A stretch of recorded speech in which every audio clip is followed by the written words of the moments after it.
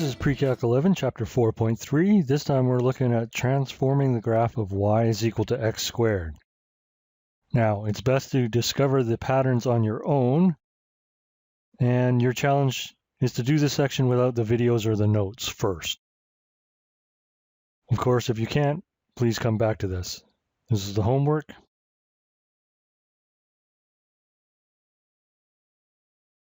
So if we have a general parabola, y is equal to a times x minus p in brackets all squared plus q, this is known as standard form.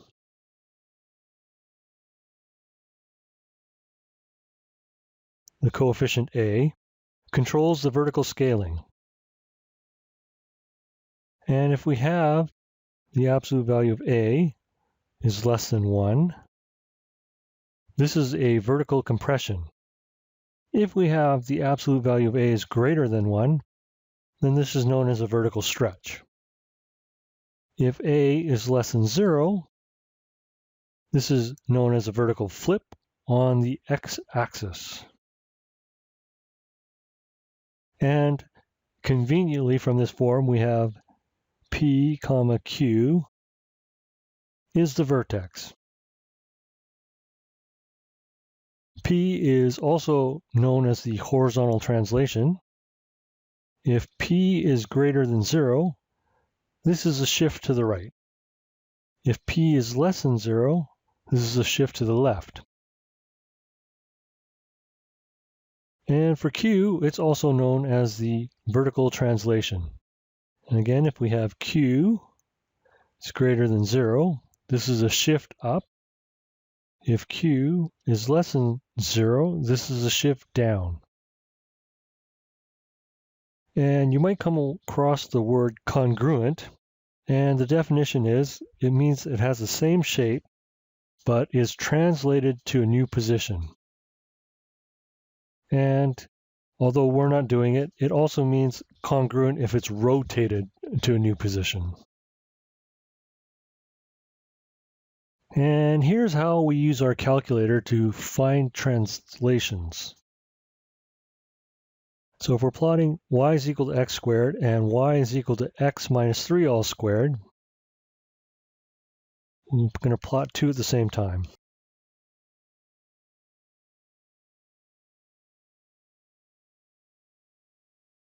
Okay, so if you scroll all the way to the left of your equation, you can change how the line is drawn. So normally it defaults to just a thin line. We can use a thick line. We can use inequalities. This is greater than, this is less than. We can also do a trace mode, and we can also do a dotted line. But we're going to draw a thick line, and it's always best to draw your thin line first and your thick line second, because if you draw your thick line first and they're on top of each other, you won't see the thin line being drawn. Okay, let's graph this. And I just need to reset my window.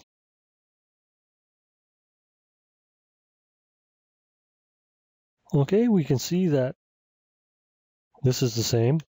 So the first one, we have y is equal to x squared. And for this one, we have y is equal to x minus 3 squared. Notice that we have x minus p. If we have x minus p, since we have a minus 3 here, p must be positive. It's a 3. And we are translating this 1, 2, 3 units to the right, which is what we're saying here. P is greater than 0, we're shifting to the right. Notice that this shape and this shape are the same. Translation does not change the shape.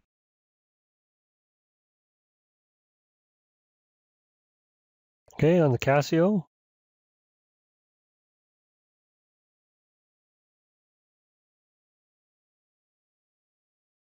and we go up, and what we need to do is press style. And we just press the function buttons underneath the style that we want. And again, we want to print the thin line first and the thick line second. And we have the same graph here. So let's look at an example of vertical translation. Y is equal to x squared and y is equal to x squared minus 4. Notice that this is not inside the brackets all squared, and it means something different. And we want x squared minus 4.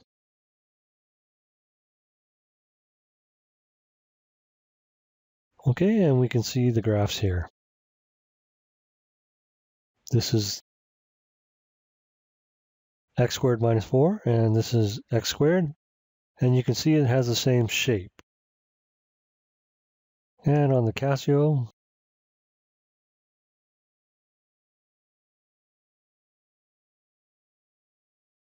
and it draws rather quickly, so you don't see a draw.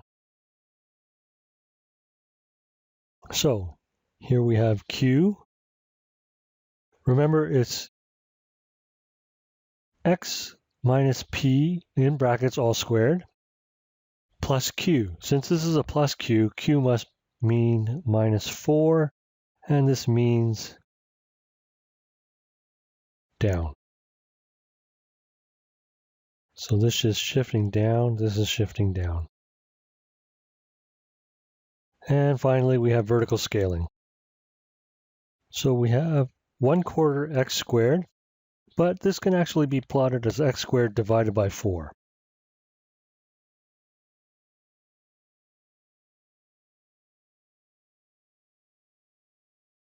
Okay, you notice that that was drawn second.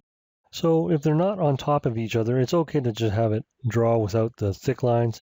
But here I've done the thick lines just to demonstrate.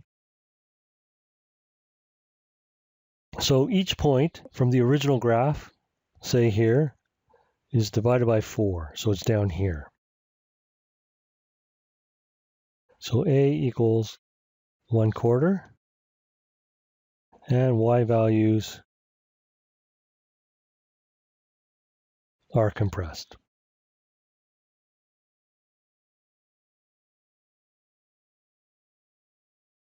To 1/4. Okay, we can do the same thing on the Casio. X squared divided by 4. Here, I'll change the line style again. We just press Style, F2, and Draw. And we get this. And finally, let's look at the transformation using all three. Put negative, and instead of multiplying by 1/3, I'm just going to divide the whole thing by 3 at the end. So x plus 2 squared divided by 3 plus 3. And I'll make this line thicker. And graph. Okay, and we get this graph. So the absolute value of A is equal to 1/3, and this means compress.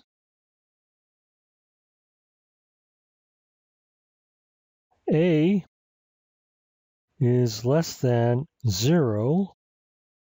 This is your A. So this means vertical flip. And P equals -2. So this means move left. And Q equals 3. So this means move up. Okay, so we notice that it's moving up here. We're moving left here. And the final note is order is important. We always scale and flip first, then we translate. If you try translating, then scaling and flipping, it gives you a very different looking graph. So if we move left and up, it gives us this graph. And then finally, if we flip and then compress, then we get this graph. But notice how in this first graph, we flip and scale first, and then translate it. And that's how you get the proper graph. And that completes this lesson.